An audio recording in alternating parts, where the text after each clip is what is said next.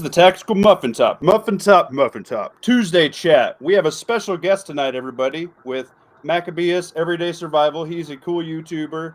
This dude makes a whole ton of shit out of nothing. I love this guy. I've been watching his videos all day. Missouri Survival turned me on to him. I've been hitting you up in comments and stuff, especially, crossing streams where we're on different channels and kind of, talking to each other in different chats and stuff like that. And I thought, well, hey, I'm a tiny channel. Let's see if I can get Maccabeus over here. So that'd be sweet.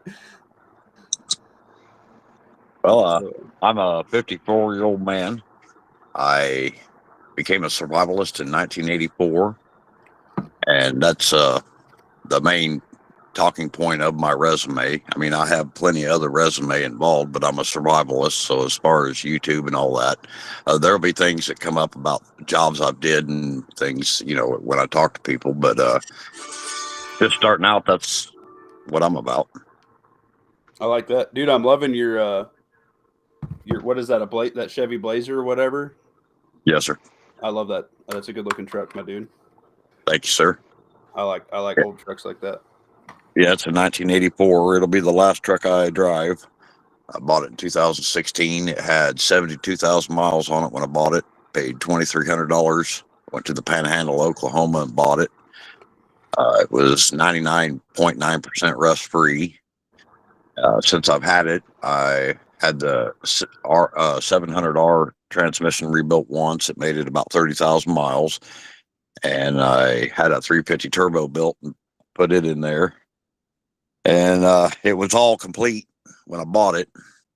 Air conditioner and everything. I've taken the air conditioner off since then because it needed to be refilled every year, so it's not sustainable. I'm into sustainability, and it'll be my last truck. If EMP happens or something, the most that'll get fried on it's one little piece inside of my distributor. I can have it changed out in 5 minutes. Be back on the road again. Oh yeah, dude, I dig that. I got 1980 single cab Scottsdale on 35s I'm working on right now. Hell yeah. Yep. Good I love them old square bodies. Oh yeah, dude, they're beautiful. And I got a 67 Chrysler 300, a big old boat of a car, but it ain't running. Hell yeah. Hell yeah. Yeah, it's fun. That's been supposed to be my winter project for the last 5 years, but then we had a child, and that's been my winter project, and he's 3, so it kind of took. You guys must swing wide after the EMP. Yeah, you gotta get it running before an EMP. Yeah, the EMP thing's a lot of theory. I mean, there's all kinds of theories out there on what'll work, what won't, and nobody really, I think, actually knows. But I fall back to the old school theory of anything with a circuit board is pretty much going to be fried, and I think that's the best way to approach it. That way you can cover your basis, and because some people say now that even the newer trucks, newer cars, and all that, it won't really be affected. And I'd rather have something I know I can fix and have back on the road than to take a chance and my new 2022 F350 didn't survive, and then you're stuck somewhere. Yeah, I got a 14 Silverado. I'm a bow tie dude, and I don't want anything newer. I just want old stuff now. I don't like any of this new crap. Just give me an old 3/4 ton. That's all I need. But it's a lot of fun. So I'm also joined with our typical co-host here, Lawfully Armed, and Pat Riot. How you guys doing tonight? Excellent. Well, thank you for adding to the conversation. I'm on my way to work, running through the mountains right now, so I'm going to cut in and out. All right. Got Jane in here was first comment with hello guys, and then Vulcan Rumble second. Old Man Butt Wrinkles with the meat spin. Homesteading with Soulless Ginger. Multiple penis comments. Thank you, Corey. Sophia B. Evening, fellas. Lawfully Armed. Hey, Sophia B. Yeah, Sophia B. You're super nice to me in all the chats, and you shout out my channel. I appreciate you. Thanks for swinging this way. Yeah, I know Sophia. Yep, she's a cool gal. Crashing Kev. Hey, y'all. That's cool. Well, I got a think tank topic tonight, and it's been kind of talked about, but I don't think in this way. And I think that it'll be a lot of fun, especially because when we hit the other side of the coin, which I haven't heard being talked about, and I think it's going to be really cool here with this group of guys. That's why I wanted to keep the chat kind of small. I think if I do things like this, like these theory craft type deals, I might keep it at 4, like 3 or 4. I think is the perfect number. And I sometimes get on a tirade, so just tell me to shut up. But this is it. It's a presidential thing. Okay, so get your gears kind of turning towards that. I want to know on a what if scenario, if Trump wins, what does the first week after the election results look like? And I want to go last on this one. I think that we'll see the same thing from the Summer of Love, just probably 10 times worse. Okay. Where they was going through and burning cities and doing all the things they do. I dig that. Do you think anything additional or anything crazy, or do you think it'd just be almost just an auto, like just like exact copy kind of deal, just on autopilot? Like they already kind of had the formula down. They're just going to throw that bad boy on repeat and do it again. Well, if we're not already in World War III by that time, which I think we're already there, we're just not like actively involved. But I could see some of these sleeper cells and Chinese and stuff like that getting involved in their nefarious ways. In 2001, this was right after 9/11 happened, and there was a Connex, a shipping container, intercepted at the port in like San Diego or LA, that big western port out there, and it was full of AK-47s and RPGs and ammunition, stuff like that. And at that time, they was only checking 3% of the shipping containers. And I've always wondered how many of them shipping containers made it through that they didn't know about and where they were going. And I've always suspected that they were going to a Chinese force. We got a Chinese restaurant in the county down below me. I live way up in the middle of nowhere, so I have to drive like 40 miles to anything like a 5,000 population town. There's a Chinese restaurant there, and I eat there. I like the Chinese buffet, but the help regularly is circulated out there. It's never the same people. It's always different Chinese people. The waitress stays the same most of the time, and the lady at the front that takes your money stays the same. Everybody else is constantly somebody new every time you go in there. And I think that's part of their what do you call it? Like an underground network. Their fifth column. Just something to kind of integrate them in a little bit, get them a job, get them a little bit more stable. Yeah. Right. I could definitely see that. Almost like a handler kind of deal. Yeah. To smuggle them like a nefarious Chinese underground railroad. Yeah. Yeah. Except for they can be in the wide open because those fat boys like buffets, right? Yeah. They can fry up a good mean cat. Yeah. Yeah, them Haitians ain't got shit on the Chinese. Yeah, I've heard multiple things on the containers, as well as they never stopped, and some of them have been found with people in them. So, whether that's sex trade, soldier trade, whatever, getting people here through another means. But I've heard of bigger things than just small arms through these as well, and some confirmed. It's a really big problem. I don't think we'll ever have Red Dawn in the way it is in the 1980s movie. They don't need to parachute in. They're already on the ground. Yeah, I think they can do enough to cause enough things to be destabilized that they start bringing in conventional forces, though. Mm-hmm. What you think, Pat, if you're in a spot that you can do it? The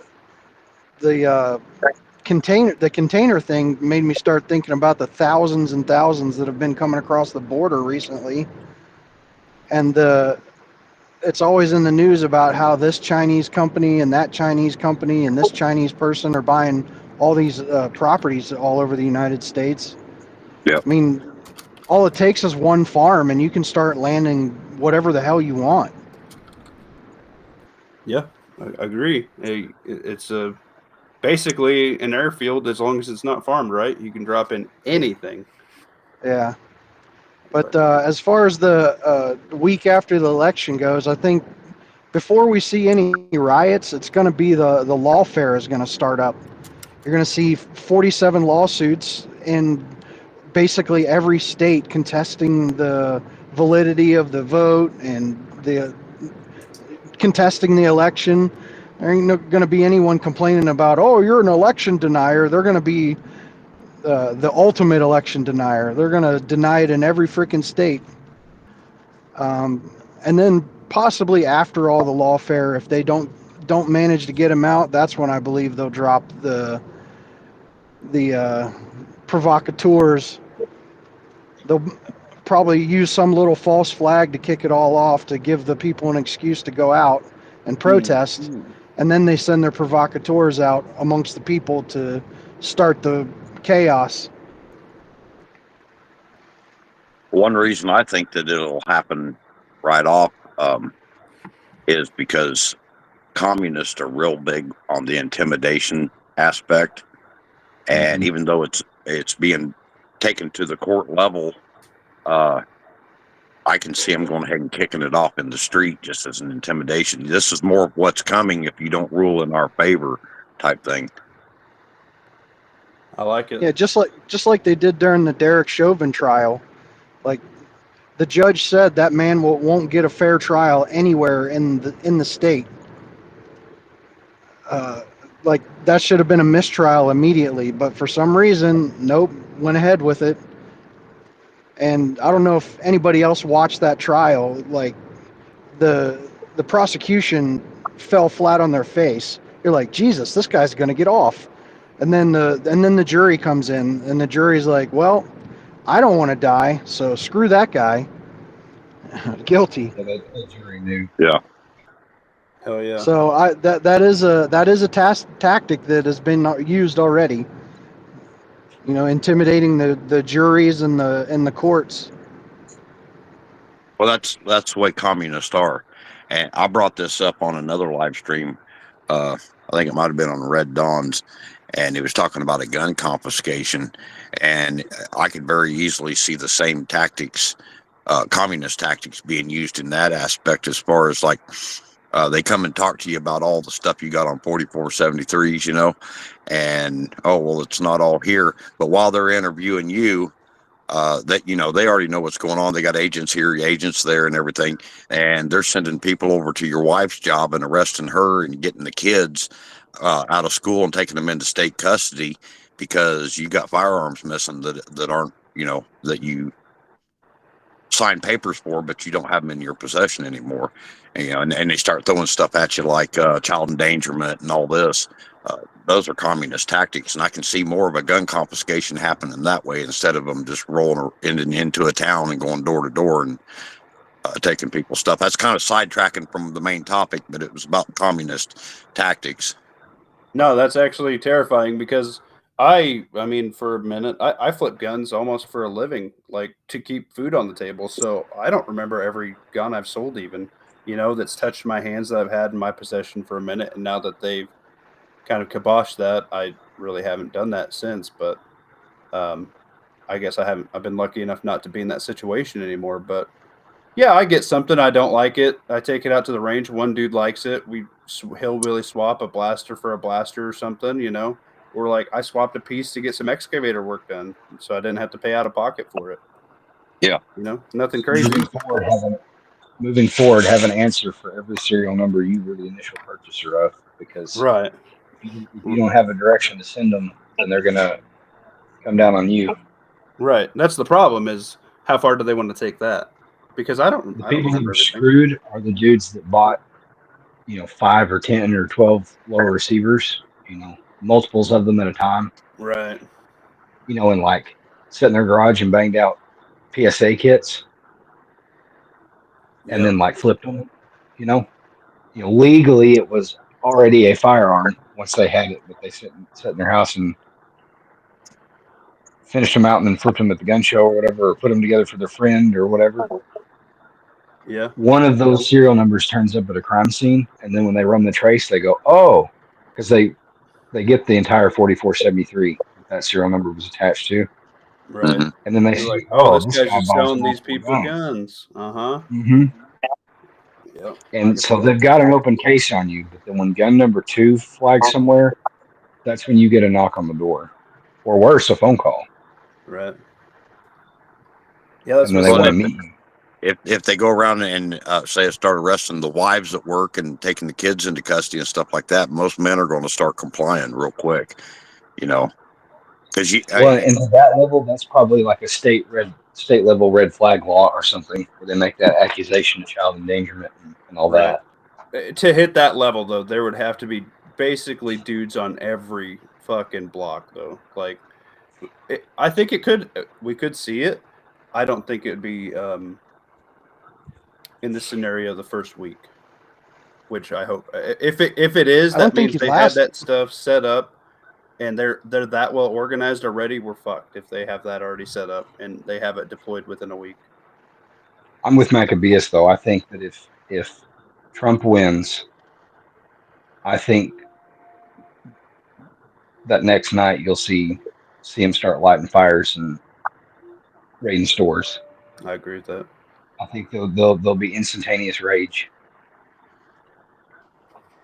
So here's my take on it. If you're done, sorry. Well, and then Go ahead. part 2. I think there will be continued pressure. They would make threats, veiled threats to electors that are sent to certify. They'll pressure those people, kind of like we were talking about the jurors in the Chauvin trial, like Pat was Mm-hmm. mentioning. Those people. There will be pressure applied from November 6th until January 20th, simultaneously while the lawfare is going on. Hold on. I need to use cunt cake in a sentence tomorrow at work. That's my goal. That's my new word for the day. That's hilarious, Sophia B. What's up, Hutch? That's hilarious. Hutch, I'm gonna have Hutch on here too one of these days, or I'll go his or something. what's up, brother Hutch? He's a good dude. I did his little interview deal for his fall batch of YouTubers. So check out, wait for that to be checked out. By the way, Hutch, I said you could go ahead and do it. I didn't get a chance to watch it, but I think you're cool. I think that the first week, I think there would be so many judges bought and paid for that all of the thing. I do think there would be. I think both sides, regardless, like I think they probably each have 100 cases ready to file, especially in the battleground states. I would say they'd probably have their paperwork ready and basically that night, like if they stopped counting at midnight, 12:01, these are submitted to be overturned, have results, things like that, both sides at the same time. But I think that like the Soros regime, things like that, people with big pocketbooks, I think they'll pay off both sides' judges. See what I'm saying? So they'll rig that already. So they already have those knots tied. I also think we'll have the useless idiots Summer of Love, but with it, we have almost 25 million people here. Every country's freaking insane asylums, prisons, war crime people, probably, it could be, captured active military of various sides, whatever. All of this stuff here. All of the stuff that's been coming in via container ships, via drug mules, via sex trafficking. There's so much stuff here, dude, that if any sort of civil unrest happens, by default, they will launch plans as well. I think you'll see terrorist attacks. I think you'll see little like the people that were taking over, they're taking over parts of New York, parts of Texas, parts of like Colorado, different gangs. I think they'll fight for territory. Well, people are like a 1-2 punch, right? Well, we're getting the left from the election and the stupid normies that already do the violence in the same towns all the time. They're going to do it in places that don't have this type of violence, and they won't have reaction for it. They won't have reaction set up, kind of like if you have a huge fire, your small volunteer fire departments, they're not going to be able to handle that. Same thing, dude. They're gonna dump that gas. They're gonna throw that 5-gallon freaking jerry can of gas on the fire, and it's gonna go nuts. And then whoever side wins, regardless, I think we're gonna hit the old martial law before you can get anything certified, and that's going to, if they can't get out of it, that's going to be our new norm, and basically instant dictatorship. I think this may seriously be our last election. That's how I feel. That's how we've got to vote. Yeah. It's our last. The pen is mightier than the sword, but it's getting last close. appeal with the pen. Yeah. Could be the pen's last win, too. But I also think that the Simpsons got it, and I don't think Orange Thanos, as Missouri Survival would say, I don't think he's going to make it, man. I really don't. I really don't think there's any which way in which this guy sits behind the desk again. That's how I feel on it. I think he's going to take the gauntlet of Funyuns. I hope so. I love Funyuns. But the next problem is they have the Medicare thing. The election's the 6th. They have new terms the 10th. So they can lay that dragon at his feet, basically say, hey, he already crashed fucking Medicare, which it's already been broke.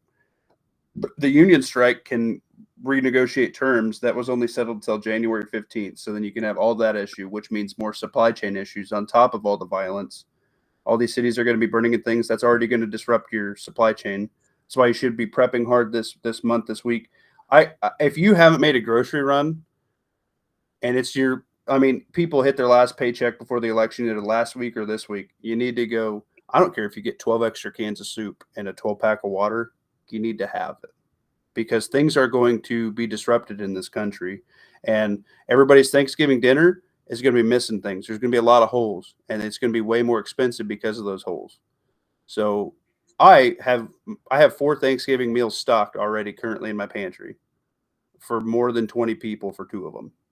So, and other people obviously are helping, but I have a huge family, so we eat a lot. Like one turkey ain't going to do shit here. You know what I mean?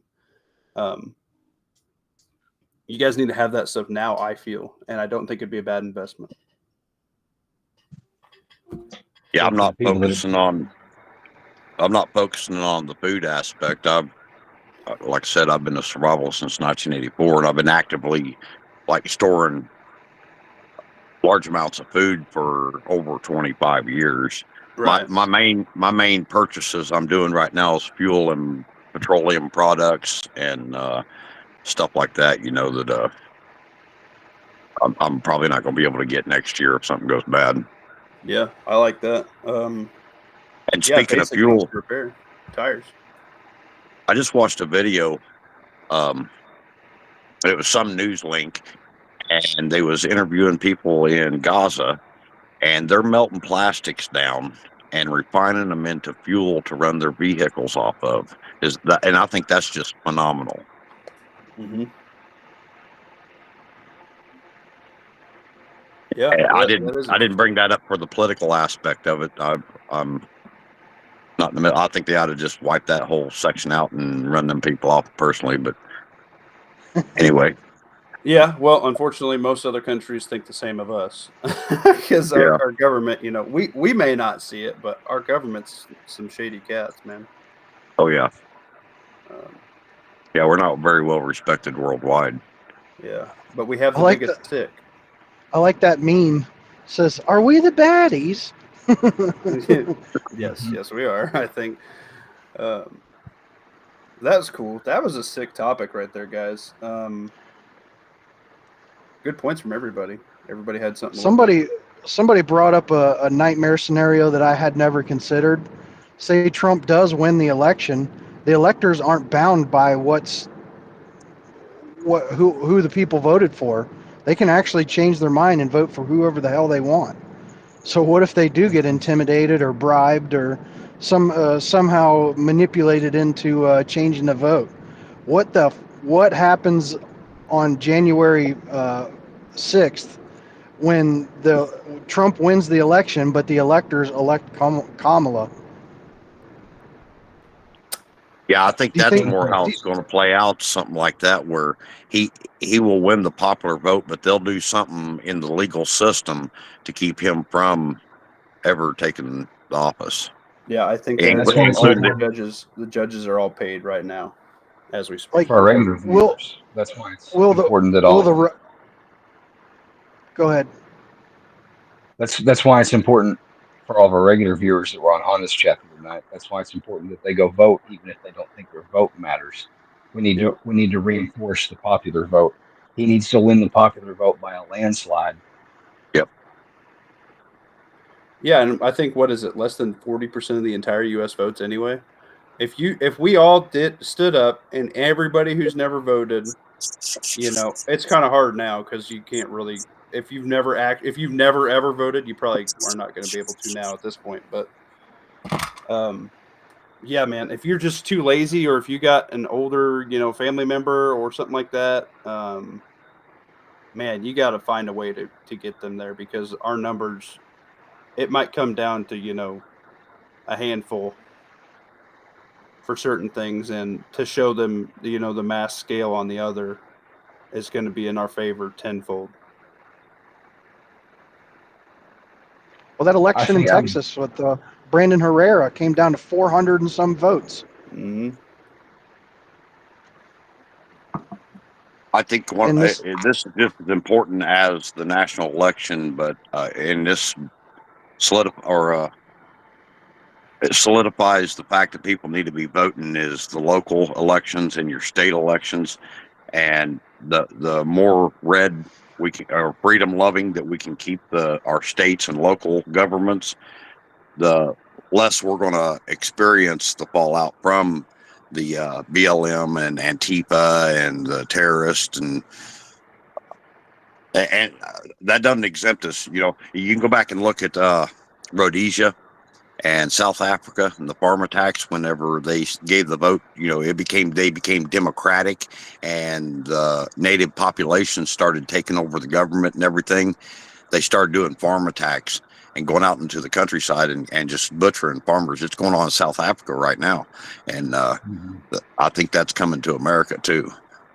So just because you're in a red state and living out in the middle of nowhere or anything like that doesn't mean you're exempt from attacks from, it's like the little hamlet I live in. There's less than 50 people here, and a dozen people could roll up in this town in the middle of the night and about wipe out everybody in town. And same with the county seat. It's got a little over 1,000 people. There's no law enforcement on duty after 2 a.m.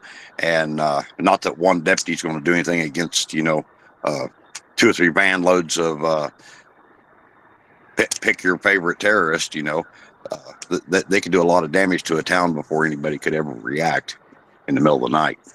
Right. Yeah, I don't know. Our next audiobook, I do this thing where we review and listen to audiobooks, and in between each chapter we discuss the previous chapter. I don't know if you've listened to The Day of Wrath by the guy who wrote 1 Second After.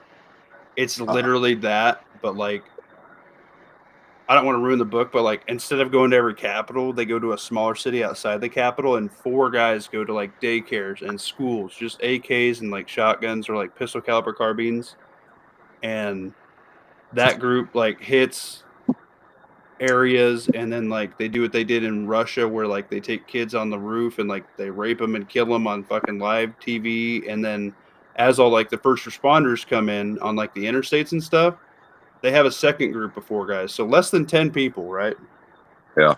Per state, and then the 4 guys start shooting down the first responders, the ambulance, the cops, things like that, so they can't get to the scene. Mm-hmm. Less than 10 guys a state. That's not a lot of people. We have way more than that here now. I just hope they never listen to that book. Oh God, dude. Yeah, that book. The first time I listened to it, I was so pissed because it's fucking accurate. We're America's cucked, probably by design, for this type of event. Bring back Victory Gardens and lawn shelters. Yeah, no shit, dude. Hell with your So lawn. you think You think the right would do anything in that scenario where the electors actually elect Kamala instead?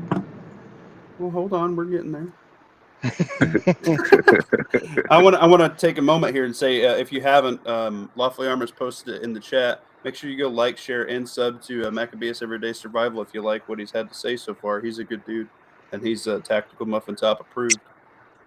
There's 30 people watching. If he doesn't have 30 new subscribers by the end of the night, I'm coming for you. and Pat Wright just picked up some night biz. He's a force to be reckoned with, bro. Yep, it's going to be at night. He's got eyes. He's sleeping. Nice. Congrats on that, by the way. Have you gotten brave and turned your headlights off yet? No, I'm leaving them No, on. I left that shit at home. I like it.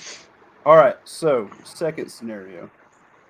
What will happen the first week after the election results if Kamala wins? Nothing. You think we're going to go the same way? There'll be some lawsuits maybe, but other than that, nothing. Yeah, I think most of the right would sit back and see what's going to shake out of the system, and then the inauguration will happen, and it'll be too late, and we'll be right back sitting on the internet bitching about everything that's going on 3 years from now, if the internet's around in 3 years. Politically, I think the go along to get along Republican majority of Congress will just stay out of it. I think Trump will expend probably as much of his own money as he can fighting it out in the courts. More than he did last time. Mm-hmm. And I think it will send a market signal that it will finally make the bottom fall out of our economy.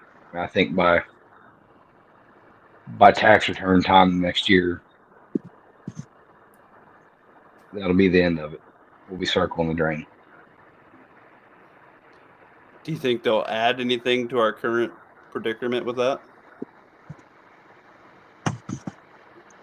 Yeah, I think if Kamala gets in there, there's going to be a whole lot of changes start happening. And there will probably even be some false flag events to make it look like some right-wing extremist MAGA did it, so they can bring in other forces, like the military and shit like that, start doing raids on people, because we've already been labeled as domestic terrorists. They've been saying that for the last 30 years. Clear back under Bill and Hillary Clinton, they were saying we were domestic terrorists, and all the wordings there and everything. I think if she gets in office and gets power, that they'll be coming after us. That might provoke a fight, but I don't know. I think it'll be more a bunch of small little incidences like Waco and Ruby Ridge, a whole bunch of stuff like that. I personally can't see a collective of anybody standing up and saying, "Hey, we've had enough." I can't see it. I've not seen anybody show that real zeal in them in the last 30 some years since Waco and Ruby Ridge. Just a lot of rhetoric. If Cunt Cake wins, don't kid yourselves. We have nutters on our side of the fence too. So as many as you could argue would be false flag, there's a few pissed off retired guys with nobody to live for that I'm sure it could be whipped up into doing something nefarious. Yeah, it would be isolated events though. It would be glorified suicide by cop, essentially, not anything well planned and executed. But I could see that on a large scale, plus the orchestrated events. Here's the next problem: is roughly half the Republicans I think are keyboard warriors, same as anybody. I think any demographic, roughly half, are just content. I mean, look how spoiled we are, the luxuries we have. You can still go home every day and pick through the freezer and bitch about something you have to throw in the oven or whatever to eat or go through. You can fucking wash your clothes. You can still hop in your car, go get gas and take off. What we are spoiled with in this country is modern day conveniences. And people will bitch and moan and yell at the top of their voice and keyboard warrior it, but then they're going to go to work on Monday and whatever and bitch to the people there. There's another half that maybe a quarter, I think maybe even like the us types will circle the wagons around certain Waco-esque compounds, right? And that'll be what they go for. But I think if Camel Toe wins, most of the migrants that are here that are fighting age male are under UN contract, and the contract is they get like $40,000 or $50,000 a year for the first 7 years they're here. Now let that sink in. 7 years. Okay, what did the Bible say? To be prepared for 7 years, enough food. Does anybody here have 7 fucking years of food? I bet 1% of the fucking community. Like seriously, that's a metric fuckload of food. But they have an extension where they're active and they get a bonus for those 7 years. So on top of that, we're giving them food stamps and living conditions. So basically, they're making more than a decent wage where you live, right? Because they don't have to pay for any of those outputs. They just get to spend on like luxuries such as like a nice car, whatever, blah blah blah, shit to go in their government housing, whatever. And I think they'll say, hey, you go in and do this. If you see these people, you can have their property as part of your payment. They will fight harder than anything because where they're coming from, they don't have a quarter of what we have. Yeah. They don't have an eighth of what we have. And they'll fight hard because this is setting up their family, right? On top of them, getting paid decent. I think to stop a January 6th-esque event, we would be living with blue helmets on the ground. I think we will. If Trump wins, I think he will get us out of Ukraine and possibly out of World War III before we commit boots on the ground. If she wins, I think that timetable will be accelerated. I think they'll get us involved. I think we'll lose respect of a lot of those nations that don't see women as equals, and they'll quit communicating with us entirely. Which is sexist. I don't care. That's how the rest of the world sees it. But we're in America, and you can be gay and trans and everything here you want to be. You can be a dog, cat, shit in a litter box, whatever. If you do that in some of these other countries, they will just cut your fucking head off and be done with you. Okay? You don't get to act up like this. You don't get to be a spoiled piece of shit in other countries. This is the only country that you can do it in. So take that into consideration as well. If you get more people here armed that basically become like a jackbooted thug ruling class, you think they're going to treat people with fucking blue and pink hair fairly? Especially if they're of any descent, especially if they're any like Middle Eastern descent? Even without orders, they are going to kill people. They're going to rape people. They're going to steal. They don't care. It's not like you're going to have somebody come in and checking on what they're doing. It's going to be total fucking chaos. But I was supposed to be the art teacher and poet in the communist utopia. Right. Well, you're their new biofuel. And that's another thing in every other communist takeover. A lot of their supporters, the teachers and all that, were the first ones lined up and shot. Mm-hmm. The collaborators who helped him get a foothold and find good, locations to set up offices and shit. Yeah. Zorro, yes, I do believe we're actually in Soft War 3. Sorry, guys, I'm not checking out the chat. That's actually a pretty good conversation we got going on here, so don't feel like I'm ignoring you. But Hutch said most people are sheep who'd rather blame the shepherd than the wolf. Yes, especially because most sheep only see the shepherd because they're not smart enough to see past the shepherd who's blocking the wolf. That is a very important detail. Another thing to consider about the election results is the industrial military complex. And with all these wars that they have provoked over the last 3 to 4 years, it depends on how much you believe they actually have control of the industrial military complex, but if they have any deciding in the election, you know, paying judges, paying electoral college, that sort of thing. There's just having that one point of it that is enough for me to think that Kamala is going to be the one in power.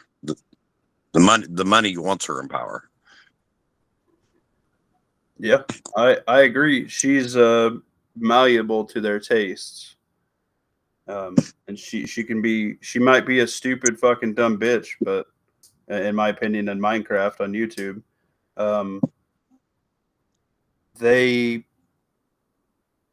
she's a mouthpiece, and she might be really bad at it, but it's still not them out in the front lines that they don't want to really, you know, show themselves, which is fine. It's just, you know, the money behind it. You're correct. That fucking cunt cake. Boom, Sophia. I'm using that. I'm using that tomorrow for sure. That's my new word. But, and they're really pumping up the rhetoric that we're the ones out here wanting insurrection and January 6th and, you know, that all that mentality that we're pushing for that. I watched a news clip of AOC speaking in Wisconsin, and she completely flipped everything around. You know, we're the bad guy. You know, we're the ones causing the division. We're the ones wanting to have violent overthrow of government, and they're really playing that up for their side. Yep, I agree.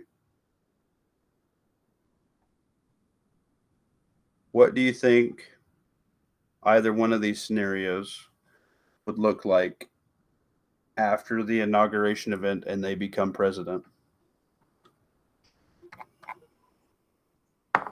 You can pick either side of the coin for that, or do both. Okay, can you repeat that question again? Okay, so all those scenarios were based off of the first week after the election results. Uh-huh. I want to know what you do, basically what it would look like after they've been sworn in their first year, what America would look like. I think if Kamala gets sworn in, we're going to be it'll be full blown dystopian. I would hope that it's somewhere in all that in the first year that though some of the states will say no, we're not going along with this and start breaking away and forming their own perfect unions. You know, the balkanization of the United States. I would really hope that would happen if she gets in power. And if there's going to be a fight, you're better to have it on that level than just a bunch of ragtag militia, you know, unorganized, no logistics and all that, trying to do the fight. If some states will start pulling away and saying, no, we're going a different direction. Okay. Pat, are you in the spot for this or no?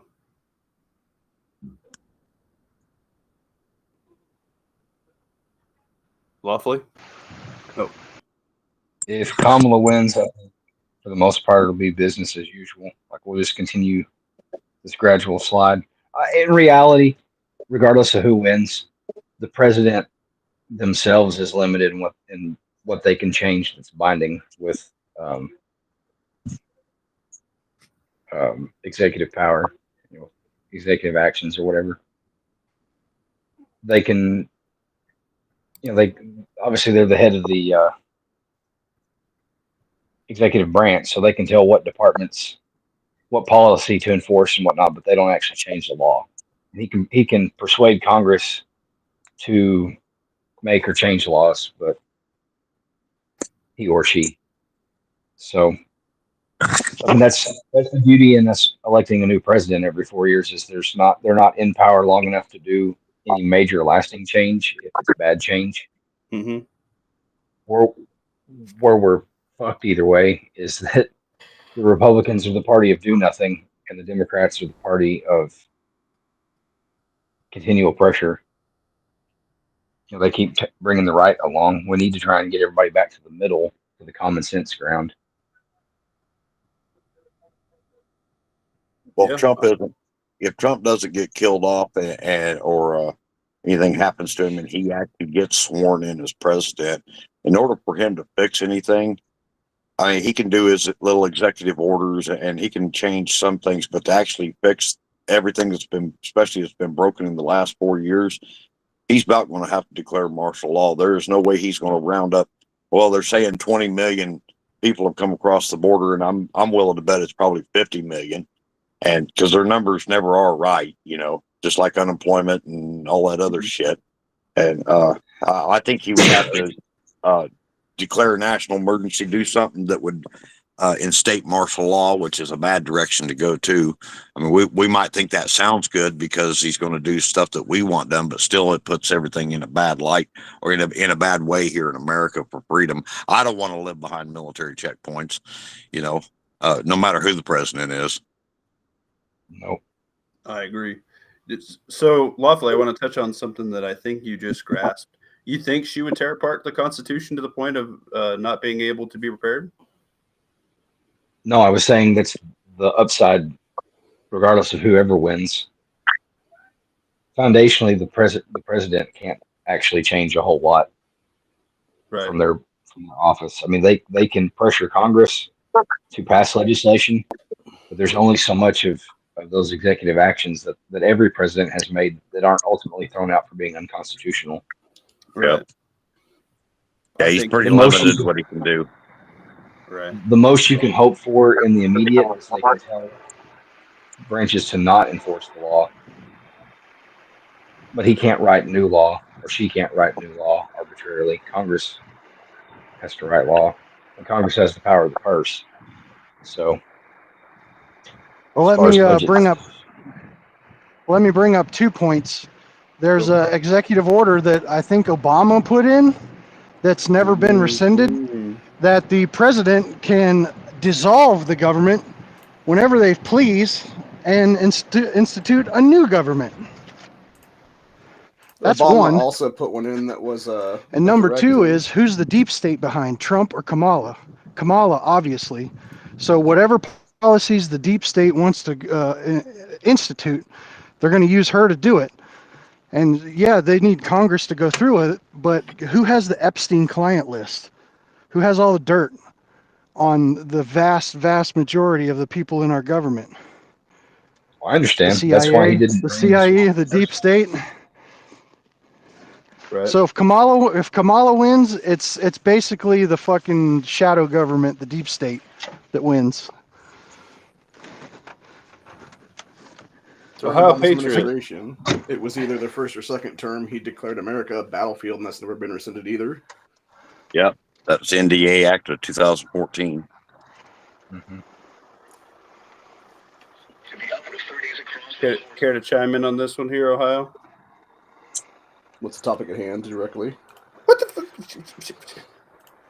But currently, we went through if Trump won the election first week after the results, and then we went through Kamala the first week after results. We are currently in basically their first year after they've been sworn in. You can take either side or both sides, and what you think they would do. So we're talking roughly Gen X. I don't do video. I don't have a camera. B, I don't want to show my face on the internet. This is just like a podcast type deal. So we're talking roughly 2026, almost. Sure. I think there's going to be a lot of turmoil. Honestly, I could see a lot of things happening. I know I've been hearing a lot of talk about Democrats just declaring martial law straight up so Trump will never get into office anyway. And I could easily see that happening too as well. If he does get into office, I think he's going to have a lot of Democrats trying to tie his hands in the U.S. Senate and in Congress too, when it comes to having presidential powers and stuff like that. And I think it's going to take a lot of people getting into power right now in this election cycle to even have him stand a chance at having anything be done in that first year in office. As for Kamala's side, I mean, we all have seen what's happening with elections at this point. They could easily just flip both sides of the House and the Senate for her. And yeah, I can easily see them starting to do all kinds of gun grabs. I think they want a color revolution is what it is in this country. I don't know if that's going to happen or not, but I could easily see that, something towards that, where it does become a martial law scenario under her technical quote-unquote administration. And yeah, at that point, we would definitely be living under like a Stalin Mao-esque dictatorship for sure. Thanks, Corey. You're cute. I think that multiple things would happen at once. I kind of touched on it. The amongst the chaos, we'd have some T events as well, which is the code for terrorists here on the Muffin Top channel. I think that after that, the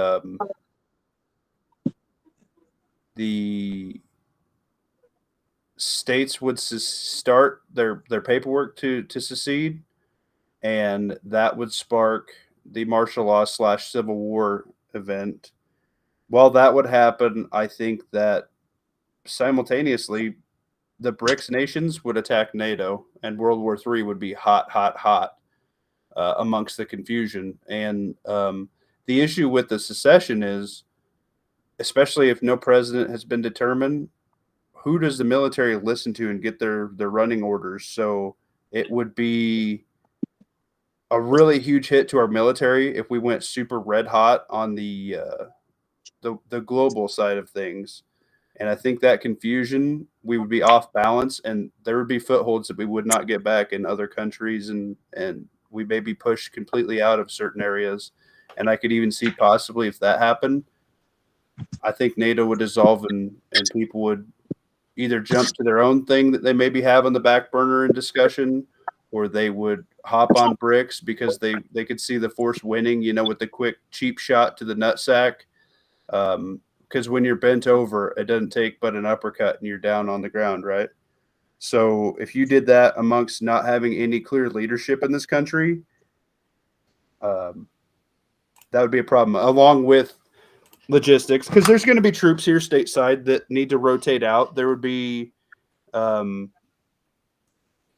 also fucking, National Guards and things like that, police forces, and then obviously the blue helmet side. They'd all be activated here. So I think if one of those powder, I think the secession would be the big powder keg for that to kick off. And I would think if Kamala does win, that will happen. I think if Trump wins, I really don't think he's gonna be alive for it, dude. I really don't. I don't think they're going to allow it. And they've tried a lot of things. The surefire thing to keep his mouth shut is to make sure his mouth can't run anymore. And I mean, I think it'd be just as simple as that. So to touch on that, I was recently rewatching Jericho for the first time in years, and I almost think something like with what they found at the fairgrounds there, where you had multiple people claiming the presidency, I think you can almost see something like that happen as well, where it wouldn't just be Trump and Kamala, it would be other people too, for that matter. Mm-hmm. And at that point, you would have multiple militia-esque militaries fighting against each other, potentially on U.S. soil. What's up, Missouri? Let me make sure you got an invite here. What's up, Missouri?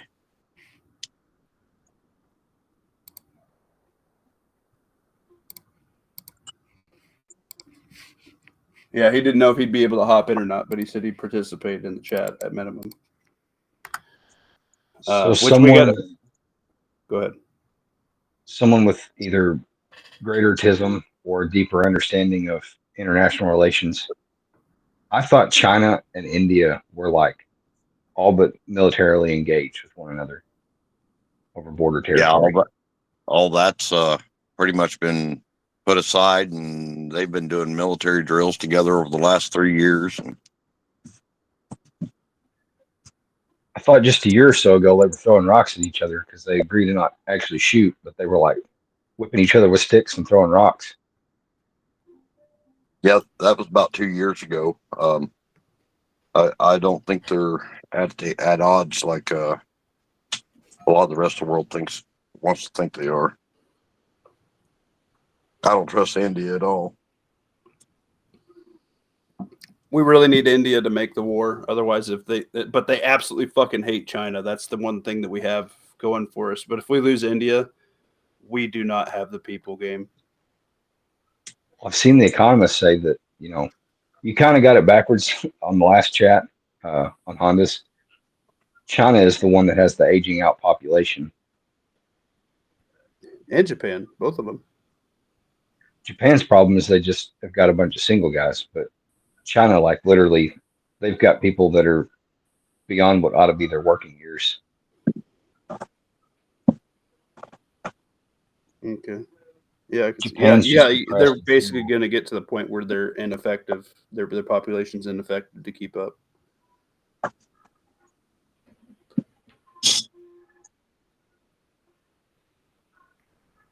Corey wants to invite.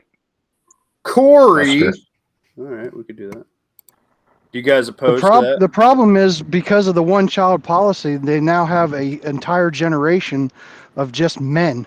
Exactly. With no women to make families with. So what happens when a country has a huge glut of male population?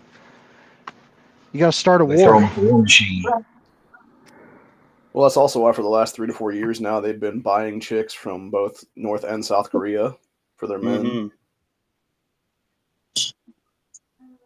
Yeah, North Korea has had to trade their population, either to the front lines of wars or trading their female population that can breed to other countries, which is quite disgusting, actually, that they've ran that country into the ground that far. Mm-hmm. I wonder as malnourished as they all are allegedly are, because we don't really know. We've not been there. Right. I wonder if they have like a breeding population of women that they keep chained up. Like cattle that they've selected. Like a few women that are well fed. You're giving them Twinkies and everything. Here's some buttermilk, baby. Keep them coming. If they are, they're probably getting like seriously inbred. Oh my Lord. That was boy, what an interesting topic, Lawfully Harp. I don't know how to respond to that. Maccabeus, what do you think about that? Corey, I sent you an invite. I think our society, the women and the men, they've been programmed, and there's becoming a huge divide. Men in America, even, they may want a woman, but a lot of men are choosing to stay single and just go the other way because women have turned into some real cunts. Their pop culture, TV, Hollywood, all this shit's really turned women into damn cunt cakes. That's the new one. Yeah, out on the West Coast, they're the women out there charge a man for what was it called, pre and post date expenses. Mm-hmm. For like she's got to go get her hair done. You may not even know her. Maybe the first date she's going to charge you for her hair getting done, her nails getting done, all this, anything she's got to do after the date, and it's like they think that they're goddesses, and we're the men are nothing to women anymore. I've got it good. They're not protectors. They're not providers. You're just there for whatever thrills you can get out of them. That's all men are for women anymore in America. I don't know about other countries. I've got a son in the Philippines, and Filipino women love American men if you got a paycheck. You can get you a Filipino woman. She'll bear you kids, and she'll cook your meals, and she'll take care of you like you're a king as long as you're taking care of her. Completely different than an American woman. It's all for money either way you go most of the time. And the Filipino also boys are giant penises. Yeah, because Filipino men are like 3-inch beaners, Jeez, that's huge. I mean, oh, it's so tiny. What you got, Corey? Or actually, Lawfully, what would you? I think this is time sensitive. What you have there? Oh, I was just saying I have it good. Like, besides the occasional date night, I buy whatever ammo and stuff I want. She takes care of her hair and nails, and sending candles and whatnot. It's not a big expense. We don't concern each other with it. That's good. I don't ever run out of soap, and she doesn't have to worry about ammo. Amen. What you got, Corey?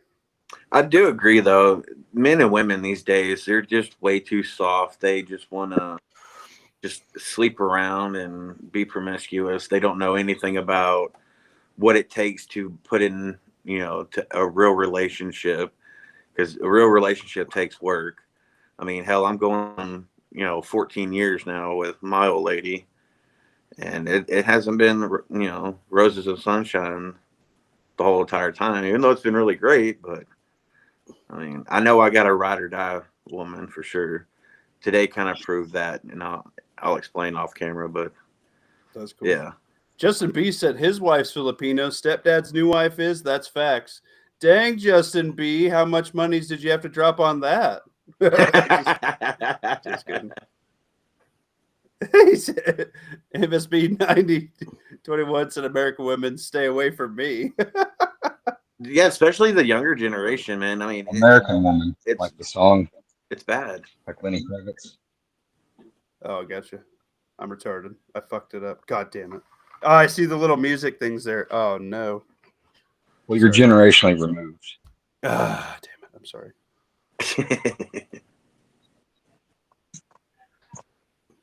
Well, anybody want to pick that up, you can take that hot ball and do what you will. There's a lot of selfishness that goes on with the younger generations now on both sides. I think it's the fear of commitment to either thing, because like even the younger generation, like they don't want a house. They just want a little apartment that they don't have to touch anything on. They don't want to fucking hardly clean. They don't want to fix their AC. They don't want to fix their water heater. They don't want to fix a leak in the fucking bathroom. They don't want to do shit. They want to do their bare minimum at a job, come home and go into virtual reality. And that's what we're designed for. That's what they want us to do, because that's the ultimate slave. Yep. You'll own nothing and be happy, and that's what we're heading towards. Oh, yeah, good idea. Kind of along the same veins of what we're just talking about, the positive side of the $200 billion that we've sent to Ukraine. Over the next, I don't know, 10, 15 years, there's going to be a lot of Ukrainian women with no marriage prospects. Yep. That's if they don't get drafted to the fucking front line either. They're already doing that, though, aren't they? Drafting women because there's not enough military-age men. I think you have to keep a certain amount, like that are actually, like they might be sending fucking grandma out with an SKS or some shit, but I mean. Yeah, I think it's the older generations are sending out now. I know there's a lot of conscripting of just anybody at this point that's a guy, basically. Yeah, I think you have to keep your breeding stock kind of like cattle. It's your last ditch effort. That's kind of sick to put it that way, but the stem to the front of the line. When the tribe loses 100 men and there's only one left, the tribe survives. But if the tribe loses 100 women and there's only one woman left, the tribe dies. Yeah, I like your God mode sound effect, by the way. Courtesy of the Flying J shitter. They're getting some freaking knowledge in them shitters today. They're like, man, this is philosophical. This is sick.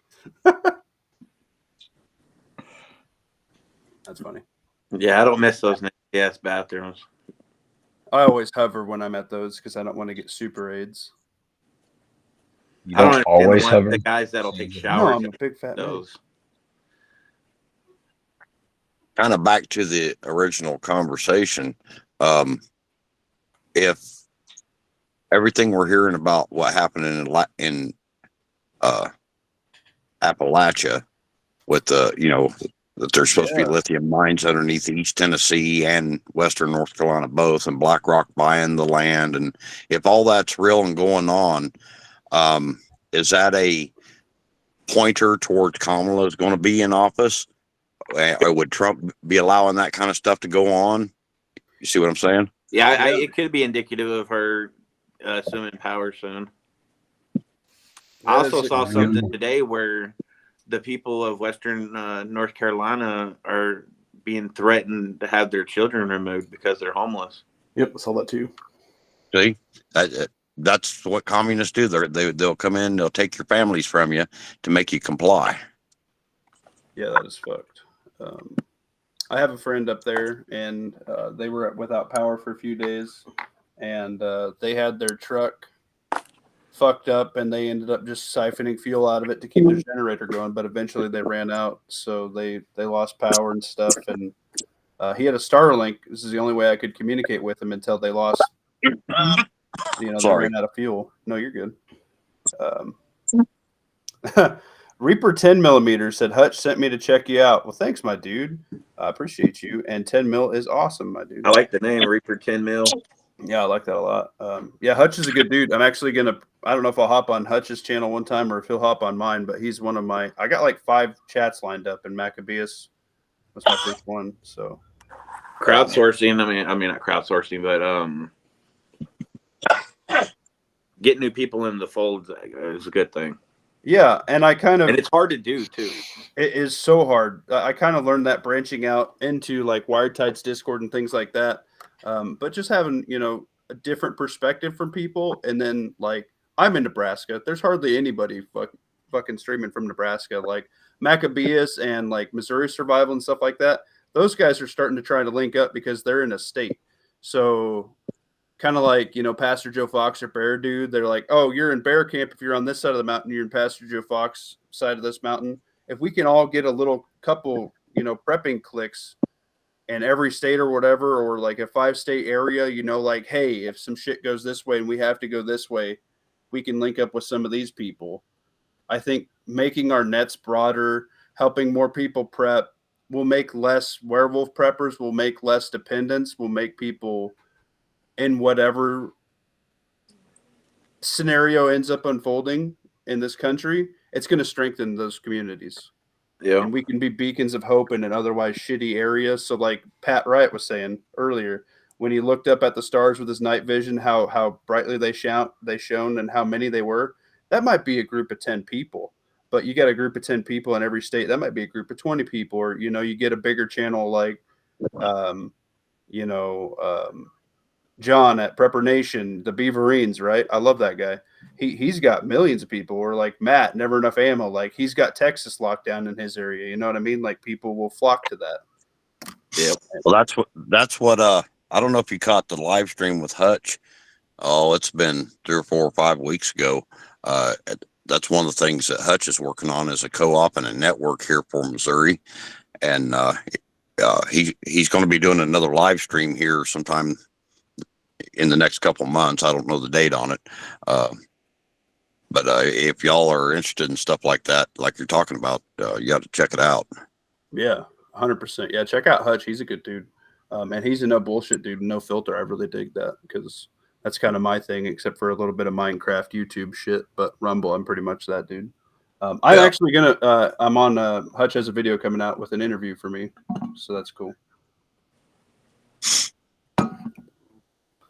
But yeah, trying to network like this, do cross-channel things, and maybe you find out that, oh, hey, man, I really dig Maccabeus Survival.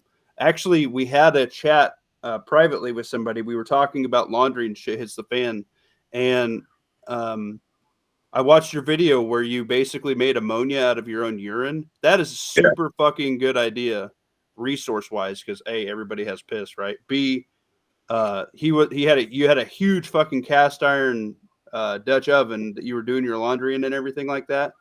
That'll be a fucking reality, dude, for real. Yeah. Yeah, I've got a hand crank ringer and I'm all set up to go completely. Yeah, we talk about going off grid. Seriously, like Mac has some fucking legit off grid shit that he does. Now, you have also lived in multiple countries, right? Yes. And you do most of this shit for fucking like free. Like you scrounge, you put shit together, you're innovative, you work with what you got, you work with what you can get a hold of. And I want to let people know that you can do this shit with no money. You just have to fucking think and actually be able to build shit with your hands. Everything's a resource. 100%, dude. I love that. So if you guys want to check out some free preps, dude, he has some fucking bitch and shit on his channel. Seriously. Yeah, I've got a thought process of no matter how good, how bad you are, all this, and no matter what you got, you could wake up tomorrow with none of it and no way to restock it, restore it, or anything. And you need to be able to go out and make your own. I've been entertaining this idea for a while. It's kind of like bushcrafting. I was wanting to develop it into a name and a niche, kind of like bushcrafting, but done with like the refuge of society. I was at Hutch's harvest party a few weeks ago, and we was talking about this, and he was talking about like taking road signs and making arrowheads out of them if it ever went down that far. And I think we came up with a name while I was down there, Scavcraft. I dig that.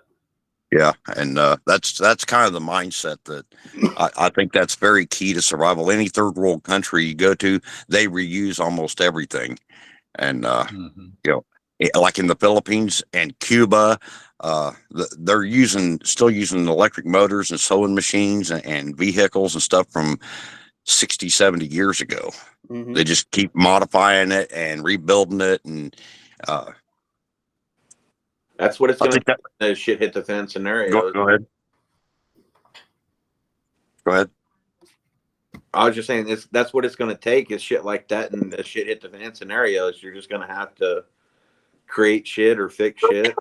Like there was a show that was on probably close to a decade ago where they took a person from almost every walk of life and threw them in a survival situation, and they were creating all kinds of shit. Homeless have a head start on living without the luxuries that we consider everyday normality, dude. They really do. True. Very true. And look up the hobo lifestyle on YouTube. There's a bunch of guys out there making videos on what they used to do way back in the day, the hobos. Like making an entire cook set out of just used cans and stuff. Yeah. All kinds of things like that. How to set up and cook over a fire with basically nothing. Yeah. I do want to point out another thing that is a super duper slept on prep, and it's probably honestly the lowest on everybody's list. It's hygiene. And I was listening to a couple of your videos today, Mac. I like binge watched a bunch of your shit just so I got an idea of who you were, so I could talk to you without sounding like a fucking tard. You were talking about, like, if you had an infection or whatever, basically to the point where you couldn't get your clothes washed all the time, or you might be better off free balling instead of wearing underwear. It actually increases infection because you're not able to wash your member as much as you should, things like that. Or like just skin fungus, like going up your chest because you haven't changed your shirt in a couple weeks. Like, dude, that shit that everybody's really going to have to put up with because nobody stocks enough fucking hygiene products. Nobody stocks enough fucking antifungal cream. Nobody stocks enough fucking Dial soap. Nobody stocks enough anything for that type of event. Like, you go 3 months down the line, 6 months down the line, I'd probably say 85-90% of most preppers don't have enough hygiene for 6 months. Oh, I do. I have at least 6 months of soap. All right, 7 months. You know what I mean? Like, eventually it's going to run out if you can't get more. That's bathing twice a week doesn't count, Corey. No. He's saving his bath water. If you think you're ever going to have to go live out of your tea. No, I have like 20 bars of that Dr. Squatch soap and then other soap too. Oh yeah. The Sun Tea's 4 or 5. You're going to have to go live out of your bag, and your hygiene is going to break down if you're living out of your bag. You should have you some tea tree oil in your bag. You should have some antifungal cream, and get you some powdered elderberry for urinary tract infection. Cranberry works real good, but if we're in a full blown shit hit the fan, 8 months down the road, you're not going to find you any cranberry to flush your kidneys and your urinary tract. And that's one of the side effects of not bathing and having to wear the same clothes all the time is a urinary tract infection and a kidney infection. I made that video, and I don't know if you caught the whole thing, but it's all based on reality in the last 6 years since coming back here, because I went completely austere when I came back here, and I had no electricity, no water. I had no water supply or anything when I come back to this property almost 7 years ago. Mm-hmm. And the first few years was really rough. Yeah, I still live pretty austere, but it's more 1800s austere now instead of caveman austere. Yo, first off, I want to say Teresa Butchana, I'm probably butchering that. She always is super nice and hits me up in all the chats that I cross into, even if I'm at work and I can just say hey and drop in for a second. But it looks like Hutch is puff passing a bunch of dudes my way. Devil Dog, the Milkmaid, Tiger 45 for Michigan Outpost. I appreciate everybody hopping in here. Yankee Watchdog. Those are a bunch of new names for me that I seen. I appreciate everybody hopping over here. Hutch is doing a live stream right now too, and he's puff passing some dudes this way to catch this chat, and I appreciate it. It'd be honestly, we talked about a lot of good stuff, and it'd be worth a rewatch. Go sub to Sophia B too. She'll show you what to do with your elderberries. Yeah. She's put the video making cough syrup with elderberries. Yeah, elderberries good shit, dude. Everybody I love elderberries, like especially the gummies and whatnot. I know what I've never messed with an elderberry. I just know it's an insult if you're British. Really? Oh no, I stock a bunch of elderberry, especially like after COVID. That was a huge thing that a lot of people picked up. Yeah, well, your mother smells of elderberries. No, my mother's a midget. It's the only other thing that'll work. It's the only other natural thing that'll work close to knocking out a kidney infection or a urinary tract infection. Mm. Yeah, that was a huge thing. That was really good. Basic shit like that is totally going to go down because we are at such a level of hygiene. We don't see a lot of even second world, illnesses just because we get a shower every day. We can go to fucking Wally World or wherever and buy the cheapest fucking shampoo and soap. Third world countries, fuck, they're still like doing a bath a week. We're lucky that we can do that every day. Yeah, but they've been doing that for so long that the illnesses that we would be susceptible to because we bathe all the time, they're immunity to because they live in the conditions they do. Yeah, we're like exotic house plants on the heat lamp, man. There's a certain amount of bacteria that needs to be living on the human skin to be able to fight diseases and stuff, and the American society does not have that anymore. We're in a lot of the third world countries too. Mm-hmm. Yeah, especially like after COVID and stuff, hand sanitizer was gone for a long time because people were bathing in that shit pretty much, So that's everything. That's poison for your skin bacteria. Yep. So by design, probably. By design. Oh, 100%. Everything's designed to fucking kill us. Do you think America is turning into like the bubble boy? Are we going to be like the Incas and get wiped out by somebody bringing what the hell was it that they brought over as the pox, the smallpox? Yeah, I think it was. Yeah, and the blankets. Oh, my butt wrinkles. What are you doing over there? That's funny. Yeah, I honestly, it could have been a master plan to wipe out a more intelligent people because at some point when your slave class gets smart enough, they become lazy, don't work, they're not as productive as what you want them to do. You can't, handle them with the stick or the carrot. What do? You eliminate them and replace them. We're there. We're being replaced, bro. The slave class needs to be toppled. I mean, they were talking about bat stew a couple years ago. Remember that? Fuck, that could have, quote unquote, wiped out a bunch of us because of how we live. And those goddamn cunt cakes running around here doing all this bullshit. Is that going to be your new go-to word? That's the word. That's the word for the week, baby. that's word of the year. Yeah, I like it a lot. Mr. Muster. Yeah, yo, Hutch is in the chat. I want to appreciate you, Puff passing some homies this way into this chat, dude. I think the Anunnaki are going to be very upset with what their slaves turned into when they come back. Yeah, Yeah. That's could be.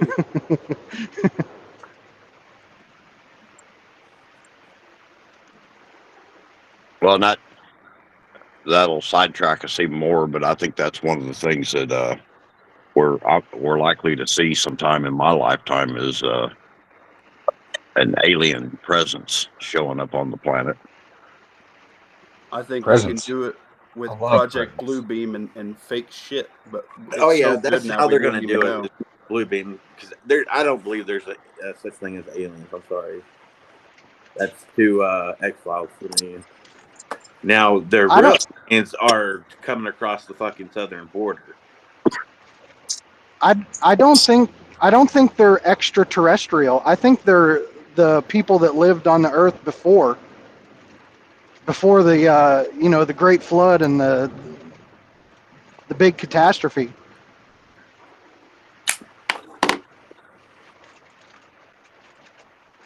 Could be. That might be a little too out there for this chat. No, it's good. The chat is we're currently free balling, and there's Yeah. nothing wrong with that. I do want to say Honda 420. I need to probably get his YouTube thing and put it in the chat. He gave me my first chat on YouTube, everybody, and I'm hopping on his chat at 9:30. And if there's anybody here who likes how this chat's going, you're gonna like Honda's chat. Make sure you like, share, and sub to Honda. And if anybody wants to follow me that way, that'll happen in about half an hour. So He throw has that out. smoked enough reefer in his lifetime that he is more eloquent Yeah. than us. He's on a higher plane. There's at least 40% more penis in his chat than there is in this one. There's way Oh, more penis 100%. talk than in this chat. But that's okay. That is okay. What do you guys think? Let's drop a free ball in. What do you guys? Where does this chat taken you? Have you thought about something in a different light? Maybe after having this chat with a few different opinions and outlooks on things, has this critical thing made you think a different way, or maybe want to cover a prep a different way? Also, for the chat to play along, I want to know what you did to prep this week. My challenge has been for the last month to prep extra hard compared to what you would normally prep. I am a big proponent of the slow and steady, constant prepping, not the go out and buy $10 worth of shit prepper. I'm the you grab an extra flat of green beans this week. You grab an extra case of water this week. You grab an extra couple boxes of ammo this week. You grab slow and steady wins the race. And that turtle gets a lot of pussy doing it that way. Okay, that's what I'm. I did when I went grocery shopping the other day. I did buy some gizzards and hearts and livers and stuff to make or put in the freezer so I can make homemade dog food for my dogs. Yep. You ever do roadkill? I know a guy who does roadkill for his dogs. There's not a lot around here, honestly, of roadkill. Gotcha. Possum fritters. But well, if it's like a deer and it's cool enough and it was just like hit that day, if he can swing back and grab some pieces off of it, he'll freeze it, mark it dog meat, and grind it up and mix it with rice and barley and peas and shit. And lentils. Yeah, I got a bunch of lentils that I got too. But yeah, I'm trying to prep for my so I don't think a lot of people talk about prepping for their animals. This is true. My dog eats what I eat. Yeah. No, I know people that do it that way too. If it gets bad enough, my dogs will be my prep. Oh no. Oh no. Listen here, Ohio 2.0. Dogs swap with your neighbors. I'll take personal offense to that. Just like in 1 second after, you just got to swap, Yep. Give it to Lee down the road. The neighbor's dog, they eat your dog. Yeah, which, by the way, I'm halfway through year 5 on just because you said it, Pat. I'm listening to it, and that book sucks. The first 2 are way better, but I'm gonna hammer. Yeah, it's definitely not as good. Yeah, it's interesting.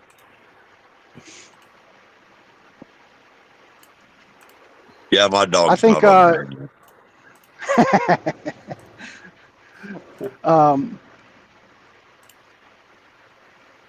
Earlier Oh, this the week, guy I Bible. just bought some stuff on sale. But other than that, not a lot on the food front. But this chat has enforced my after-election plan. If Kamala Harris is sworn in as president, my house is going up for sale. And I am moving to the mountains of West Virginia somewhere. Move with me to Nebraska, baby. Too far. Come on. I would far. do that now before, Yeah, that's true. Oh, You man, and Butt Wrinkle said he just bought a 32-pack of Dial soap on Amazon. That's Yeah, fucking what awesome. section of Nebraska are you in? I'm in the Tri-Cities area. So like Kearney, Grand Island, Hastings area. the main flyover part. Yeah, the ones that nobody gives a fuck. I'm not up in like Lincoln, Omaha. That's where all the blue fucking tards live. So I'm okay where I'm at. So to go to preps, I actually picked up some winter socks this morning. Oh, you got some wool socks? Fuck yeah, dude. I don't know if they're wool or not, but they're like insulated winter socks. That's good. That's good. Hey, anything's better than nothing. You get that? You get some high brass run through that new shoddy and get them springs tore down a I have little bit. Not yet. The fuck? What the fuck? You got to get that literally thing in the running process of moving, before dude. it's I'm too gonna late. be moving like the next 2 or 3 weeks now. That's true. That's more important. Which I have found a place that's actually going to be very good OPSEC, from my understanding. Gotcha. Where do I start? Did some canning. Yeah, dude, that's the next thing. Like, I'm the youngest guy I know. That's like where I kind of started my channels. I'm 32, so there's like nobody in my generation that fucking wants to work hard because they're all pieces of shit. And I've already fucked up my back a decade ago, and I'm still working and still do fucking more shit than people that are like gym rats and shit. And I have tits, so I don't know what their fucking problem is, but I'm just a man and I knock shit out, bro. Hashtag side gig. Hell yeah. She said she did some canning, plum jam, fuck yeah, and potatoes. Nice. Topped up the deep freeze, water glass 30, maybe more eggs. I need to start doing some water glass, and I've been wanting to do that. Made some syrup, clean the indoor grow room for that puff pass. Good call, Sophia B. I'm getting radio. Corey, I'm a hypocrite. What? I bought a pocket knife, Corey. Is that one got a glass breaker on it? Is that why you did it? It does. It's got a glass breaker. Yeah, a lot of and folks one hand responded to a car wreck this week. Just instead of getting a knife with a glass breaker on it, just carry a piece of a spark plug with you. This is true. They do. Well, I broke the glass. What do they call that? Ninja glass or ninja rocks? Yeah, spark plugs. If you throw them against the window, will shatter it. If you break up the spark plug. Yeah. Fun fact for not YouTube on Minecraft. I just didn't have the long sleeves to push through the window. I was about to put an elbow in it, and somebody got the other door open. Hey, whatever works. I am getting you don't carry a fixed blade. Those bladders that you could put in your tub and fill up. Yeah, water bob. Yeah, that's a super good prep, dude. Especially for apartment preppers, because the space is a huge thing for apartment preppers, dude. Oh yeah. Like our buddy Honda. Mm-hmm. And he about to go live or is live? No, he's going live He's at putting it all on the 9:30. motorcycles. He's going to ride off into the sunset. When the MM says tits. Fish sticks, 20, 26, 20. That's a sick name.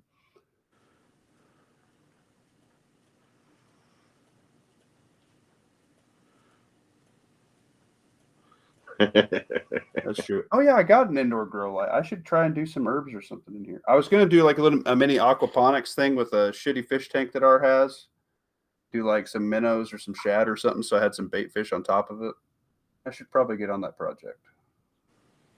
Winter's coming. I'm about to get bored again. Let me throw it out there to the panel. I'm still having an issue for my water storage. I bought food grade barrels that had condensed juice in them, like fruit juice, Mm-hmm. and I'm trying really, really hard to fruit juice smell out of them before I put water in them. And I've tried bleach, I've tried vinegar. Mm. Try So like lemon juice and baking soda. I haven't tried any baking soda yet. Maybe I should try that. But also, the other trouble is they're the ones that only have the 2 bung holes, so I can't open the whole thing and like wash it. Honestly, Well, are you at that that point, opposed to I'd just having be happy you have it. Are you that opposed to having the fruit flavor in it? I just don't know if it's gonna like try and ferment or something like that. Mm. I don't think you'd have a fermentation problem. You add just some bleach to your water. That won't allow any kind of growth in there. Yeah, that could be a sick trade item, Pat. You could be washing away your good trade. People might be tired of not having flavor, you know. My cranberry moonshine. Hell yeah, ain't nothing wrong with that. Apple pie moonshine. That's some good shit. Mm. Yeah, I was just telling my wife maybe I'll just go ahead and fill them up, put a little bit of bleach in there, and then whenever we actually have to use it, just go ahead and boil it and treat it again. Yeah, do you run it through any kind of a filter after before you drink it or you cook with it? I have Berkeys that I can run it through.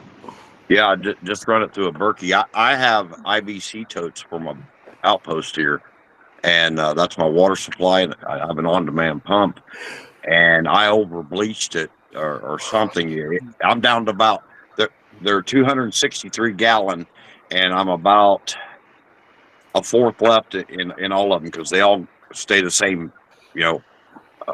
amount of water as it goes down, but it's still got a real heavy Clorox smell to it. And I've been running this whole section through my Berkey and filtering it all out, and there's no Clorox smell or nothing in my water. You have the blue chlorine filters? No, I've got the black ones. Well, they make specific chlorine filters for those that goes on the bottom. It's like it goes through the black one and the blue one. So that would probably be a good idea. I dig that. I do want to point out for everybody new who doesn't know what's going on in the chat, I have a mini game on a chat bot.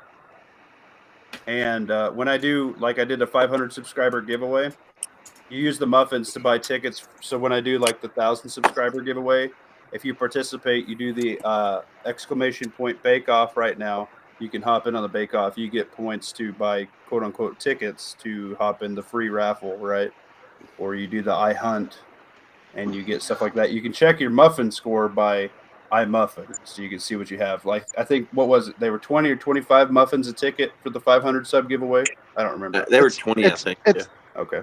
It's exclamation point muffins. Fucking whatever. You know what I'm talking about.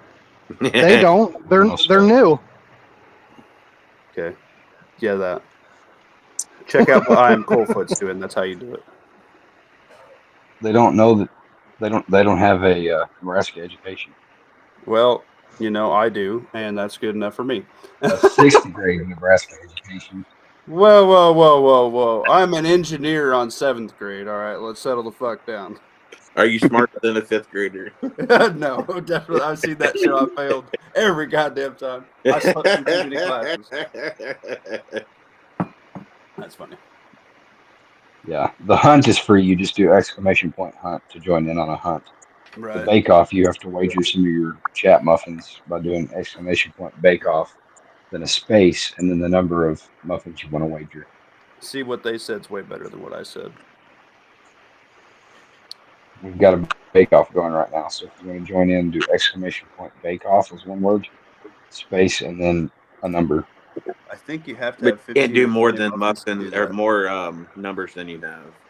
Yeah, you can't do more muffins than what you got. Yeah.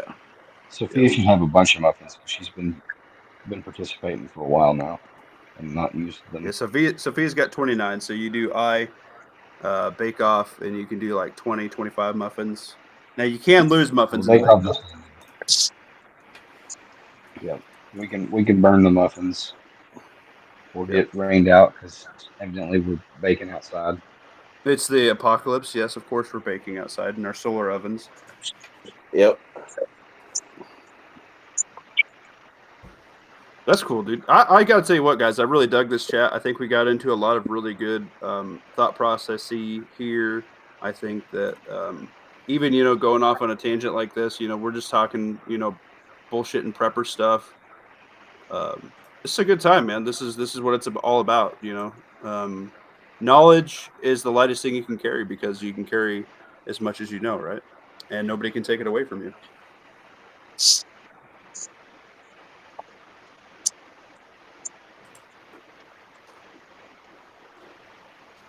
What do you guys think? Got closing. I want to start kind of closing it down here so I can hop on Honda's chat, which I'd recommend. I'm gonna. Hey Ohio, can you drop Hondas in here? Because for some reason I can't. It's just fucking retarded. I got it. Thank you. There's the link. There's the link to his upcoming live. Yeah, definitely go back and check this out. Make sure you check out Maccabeus Everyday Survival. Be quiet, Corey. This is a suggestion, not a command. And Soulless Ginger Homesteading with Gingers has a channel, and Ohio Patriot also has a channel, so go check them out. I am also on Rumble. I prefer to have 1,000 subs on Rumble opposed to 1,000 subs on YouTube because YouTube censors our free speech, and that's bullshit in my opinion. For Maccabeus, we are streaming on both live. I typically do 10 minutes on YouTube and then hop over to Rumble to tell YouTube to go fuck themselves. So that's how I roll. But Mac, I did this on YouTube so you could throw it on your channel too, so you didn't have to come up with a video today, my dude. So I didn't get it put on YouTube because I didn't know how to do it. Well, here, I'll just send this to you, and you can put it on your chat, and then it'll be there. That'll work, right? Reaper 10 millimeters asking about some links. Y'all got links to put out? Throw them out there. How about some links? Yeah, you got links. Throw them out there. Somebody check one in for my Discord if you would. Actually, I might have to do that one. Send it to me again, and I'll copy and paste it. Yeah. We got a Tactical Muffin Top Discord. I try to do a book chat every week too, which is a lot of fun. Just to get us away from the doom and gloom of the typical bullshit on the internet. We do a little critical think. What's some positive moment? So to get away from the doom and gloom, we listen to a book about doom and gloom. and we try to take lessons from it. Yes. Thank you for pointing that out. The next book we are doing is going to be The Day of Wrath by William R. Forskin, the guy who wrote 1 Second After and 1 Year After and 5 Years After. What's his last name again? You know, I like to call him Foreskin. That's not right, but it's definitely the funnier part. You're welcome. And make sure you guys, if you have any prepping needs, any smoking needs, I'm a big pellet smoker guy. Make sure you guys go check out meatspin.com. Discount code TMT for 25% off all of your smoking, all of your pellet needs, and all of your prepping needs at meatspin.com. And let me tell you what, anybody who hasn't seen that before is in for a treat. Corn Pop wants to link to Subaru, dude. Subaru, Honda? Yeah. Ain't no Subarus around here, son. I think we got a. No, that's the Ronda channel. Oh yeah, that's P226. That go check it out. Ceiling fan video. No, don't send people there. don't go that way. That's a bad spot to be at on the internet, homies. That's if you hate somebody. Oh man, that's funny. But also, Never Enough Ammo is our Big Daddy channel. So if you guys check out Never Enough Ammo, he sparked pretty much all of our channels. Aye, puppy. This little brigade of people. He sparked me, Duke Liberty, Honda, Corey, Ohio. I think Ohio. A whole bunch of fucking channels, dude. So yeah, Never Enough Ammo is the big. No, I was around about the same time Matt started, actually. Shut up, Ohio. You mean you came from fucking Never Enough Ammo? That's fine. And Yankee, but not a lot of people listen to Yankee anymore. Yeah, silly. Tiger, don't use that coupon code at work. Yeah, make sure you do that off on personal time, would you? That's funny. Well, anybody in the Pennsylvania, Maryland, New Jersey-ish area, search for me on Facebook. It's Let's Be Friends in case the world ends. Yeah, man, drop That's your my- states. Try to build your community. That's what all these channels should be doing right now. That's my little landing page to try and find people in my area. Hell yeah. Let's be friends in case the world ends. Put that on a T-shirt. Reaper do it. 10 mil. Come on, I'm a Green Mountain slut. I have several T-shirts that I wear all over the place. If I I go have to any several- prepper event or a gun show or something, I wear that shirt. I'm in the best country in the world, and that's Texas. Oh yeah, well, for the right price on Rumble, I'll give out a chat worn G-string just for you.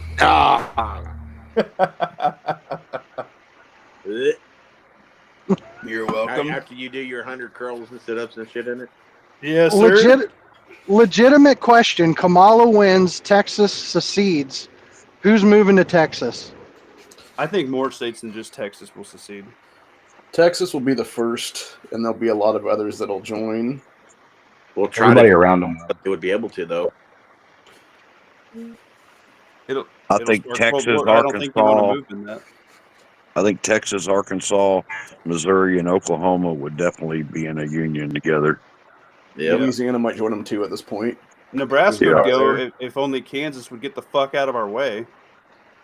Well, and technically, Missouri and Kansas are joined up in that in the top corner of Missouri, so it wouldn't be hard just to incorporate Nebraska into it too. I wouldn't think. Yeah, our And governor's we still have fighting control right of the Missouri and the Mississippi rivers, so that opens up all the trade and stuff that needs to go to ports. Yep. Hell yeah. I got all the corn and beef you got, baby. I got you back.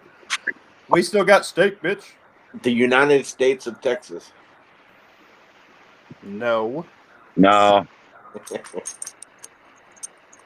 would have to come up with a new name. Texas is too full of themselves anyway. Yeah. It'd probably go back to the Republic. I'd like to say America's big dicks. Yeah, Yep. Everything's bigger in Texas. the North American thick and veinies. Woo! I like it. That's official right there. Get that on a shirt. What was it? Maccabeus, it sounds like you've practiced that. Maccabeus fits right into the penis chat, boys. That wasn't off the cuff. That was practiced. Yeah. That's funny.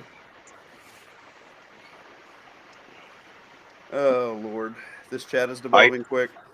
I used to be a young shit talker at one time. That's good. Do you ever really quit? No, you just evolve. No, you just slow I down. need to get a T-shirt that says "cunt cakes" with like fucking Kamala's face under it. That's my new thing. With your muffin logo next to it. Fuck yeah, dude. That's Tactical Muffin Top approved. Put that on a shirt for me. 2XL tall on fucking Carhartt, baby. Let's do this shit. Cuntcakers.com. Corey, I'm sending you a meatspin.com I chat. fear that's probably already a website. Old man Buttwrinkle said, "Wait, I thought Corey had a micropene." Oh shit! Hashtag micro penis problem.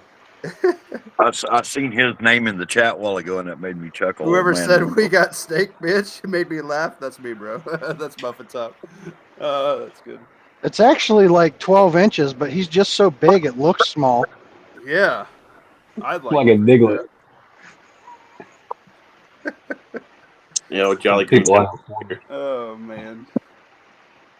know about Pokemon. Yeah, He's I'm like a also diglet. Pokemon Ho, that's what's up.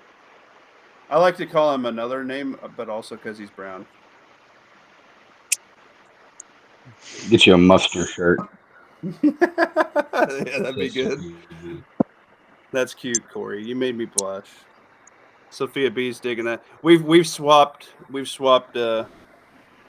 Mustard. Meats. words. Yeah, I got your cunt cake. You got my muffster. That's what's up. Yep. That's funny as fuck. Yeah, get your bake off, get your eye hunts in. Let's clean up, get some muffins in for the 1,000 sub giveaway that I'll get in like a decade or two. That'd be cute. Mac, I want to thank you for hopping on the show, dude, and popping my invite cherry here. I had a lot of fun with you, and hopefully we can do it again sometime. I'm sure we'll probably cross streams on a couple other chats because I hop on Red Dawn every once in a while and Wired Tight, and sounds like I'll hop in on Hutch occasionally. So it'll be a good time. Yeah, I'd be happy to be back anytime you want me. Oh yeah, dude. As long as my schedule's okay. Yeah, it's all good. I'm a busy dude myself, and pretty much booked out the rest of the year, except for like a couple weekends and maybe a snow day or two here in December/January through February. So it's a good time.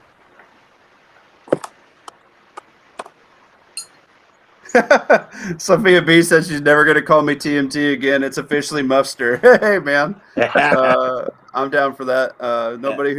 Nobody who wasn't here ain't going to know, right? Right. There you go, Sophia. That's funny. I came up with mustard because I was thinking of like Stifler. Yeah. I am the fluffer. The Fluffmeister. That's funny as fuck. Tactical Muff Buster. Oh yeah. You know it, girlfriend. There's your detail. That's the B channel for sure. Then that can be a Diglett fucking Muff Muppet, Buster. That's on your Beaver OnlyFans channel. Oh yeah, I'm trying to lose these titties so I can see trying to cut enough weight so I can see my peen again. It's almost there. Peen-gina. Just like somebody telling me you can get a mirror at the Dollar Tree. Just like a little Diglett popping out. He pops right back in. He's a little scared. He hasn't seen the daylight in a minute. Is it getting cold in Nebraska? A little bit, yeah. It's starting to cool down. So is it like cold enough that it's officially dig 2 inches of wiener out of 6 inches of Carhartt weather? Well, if I had 2 inches to dig out, yeah. But yeah, it's not quite that cold yet. Corn's getting cut down. Deer's starting to move. Coyotes are really moving. It's a good time. It's a good time if you're a hunting dude running around here. Dove season's in full swing. I like smacking down some doves. I got to run around. I need to get me a bird dog going again because I'm tired of waddling my fat ass out after them doves. But yeah, it's a good time. I haven't ate good dove in a long time. Oh, dude, my favorite way to eat dove is jalapeno popper. You just throw the breast in there. Oh my god! Or you take a cookie sheet on the smoker and you put like basically a fucking whole thing of butter on it because I don't want them to stick and shit like that. And then just lemon pepper on it. Just lemon pepper on that dove breast with butter. You just smoke it. Oh my fucking god, dude, so good. Yep.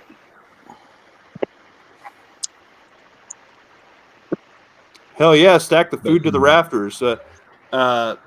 And all like the tactical channels, I'm like the dude who stacks all the fucking food. I'm like, you got fucking nods, but you don't have 1,000 pounds of rice. What the fuck are you even doing, bro? That's not prepping. That's stacking way too hard in one category. So I want to go out with this. We got a week-ish before the election. Make sure you prep a little bit harder than you would typically. Go out and get a flat of tomato soup. It's fucking winter. You're going to make chili. You're going to have fucking hot ham and cheese and tomato soup. Go get a couple cases of water.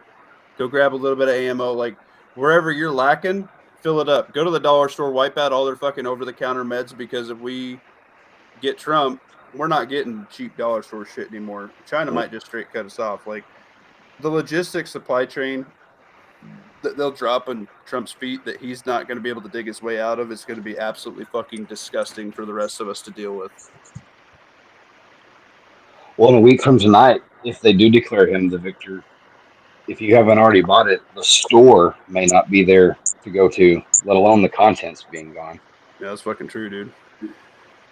I got another video. R picked up a new AR for his prep, so he's stacking another rifle to the rafters. So it's a good time. Congrats. Yep. Gotta get a video. Consider mags and spare parts. Get that stuff now. Yes, sir. I'd get all your gun stuff now because if old Camel Toe gets it, if old fucking cunt cake, I dare say parts are probably going to be the first off the list. It's the easiest they can hit. 100%. Support your local gun store because they'll be the last ones with the doors open. Support your local butcher. I am a butcher. I've been cutting up meat with Grandpa since I was 8 years old. We cut up cows, we cut up pigs, we cut up roughly 20 deer-ish just for my family a year. We've been doing it a long time. Support your local micro farms. Support your local farmers markets because those are the connections you need made now to do shit hits the fan. Basically, that's your barter town. You need to hillbilly swap those people now. If you got honey and they got eggs, do a swap. If they got sourdough bread with the start going and you got jerky, there's your swap. You're making jam. They're making stew. They're canning stew. That's your swap. Like, Yeah, that's find your niche. thing. Yeah, because Local one person honey. can't do it all. Yep. Yeah, but if you do it like that and break it up, everybody's going to get along a lot farther. Yeah, how we were talking earlier about like elderberry and stuff. Yep. Even get your vehicles ready. I have 2 oil changes and a set of tires for each one of me and the wife's vehicles stock. Get your windshield wiper fluid, all that shit. Like, I'm telling you, on like my end, building like the HVAC equipment and stuff that we do, we have like a ton of we got like over $2 million out in parts and shit that's been out for like 2 fucking years. I'm letting you know now. I just selected a drive, which is your shivs, pulleys, belts to run the fan for these fucking furnaces that we make. There is 30 fucking drives in the entire United States in stock to run this fucking thing. And when they're gone, most of them are cast in fucking China. Okay? China's fucking basically cut us off on parts. We're not dealing with the dollar with them anymore. We're swapping oil with China right now to get shit that we're getting. China Mart is going to run out. The Dollar Tree, the dollar store, all that shit is going to run out of cheap shit. Okay? So don't discount it now. It's a luxury. Pick it up before it's fucking gone. And you can get a lot from like Dollar Tree. Yeah, dude, I have a challenge in my Discord. $5 a week Dollar Tree run. You go get 4 fucking things from the Dollar Tree. Ain't nobody can afford $5 fucking dollars a week. I don't care if you got to go suck some hobo's dick on the fucking street. Go get $5 goddamn dollars. Okay, just do it. Where'd the hobo get the money? Well, don't worry about it. He sucked some other dude's dick for 20, but he got you at a discount. It's fine. He did the $5 challenge at the Dollar Tree and on Muffin Top's chat, and then he hit up the next guy. As long as I don't have to. He did the 5-finger handy. Yeah, become a producer, grow your food, learn how to do it now because it's a huge learning curve. People think they're just going to start a garden and grow it. Bull fucking shit. I doubled my garden this year. I did good bugs, and I tried no pesticides this year. I tried nothing like that. I did my own homemade compost. I did, eggshell water. I did eggshells. I did cardboard. I did coffee grounds, things like that. I tried it myself. It worked pretty fucking good. I didn't have to use any pesticides. I did ladybugs. I did praying mantises. I did what are those little things called? God damn it. People put them down to get rid of ticks and ants and shit. They're a really small bug. God fucking damn it. Sometimes people put them in the yards to get rid of bugs and shit. Yeah. Back in spring. Fuck me, I can't think of it. Anyway, I put those in the garden too. So I tried to do it this year without chemicals because eventually that shit's going to run out. Nematodes. Yes, thank you. Nematodes. Nematodes. Yes, I did nematodes in the garden. They were Earthworms great. are really good too because not only will they tunnel through and Oh yeah. Oh shit. Honda's live. I'm going over to Honda 420. Everybody, come with me too. Peace out. Bye. Later. There's the link. I can't end the stream. I I gotta log out and log back.